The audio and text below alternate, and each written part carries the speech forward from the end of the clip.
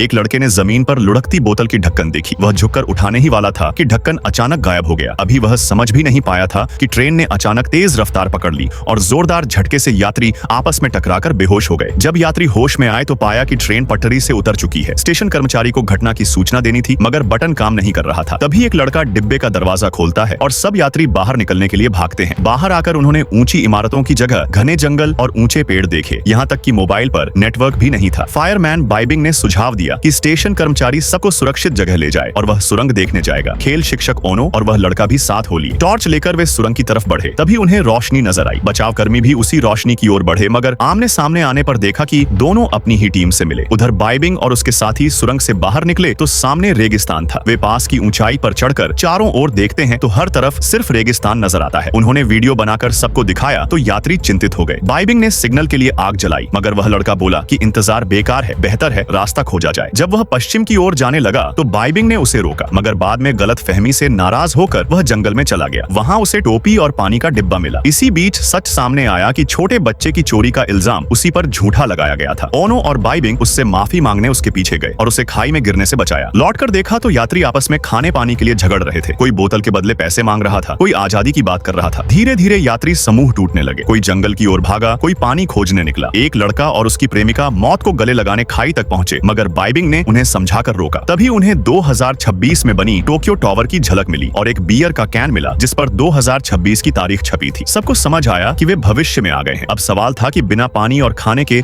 इस रहस्यमय भविष्य में कैसे जिया जाए। बाइबिंग ने सबको बांट कर दिया और फिर चट्टान पर चढ़कर पानी का स्रोत ढूंढा, मगर ऊपर जाकर देखा कि सामने फैला हुआ अनंत समुद्र है और दूर धुंध में डूबी फूजी पर्वत दिखाई दे रही है। यह देखकर सबको एहसास हुआ कि शायद अब इस दुनिया में वे ही अकेले बचे हैं और यात्री अपने परिवारों को याद कर आंसू बहाने लगे।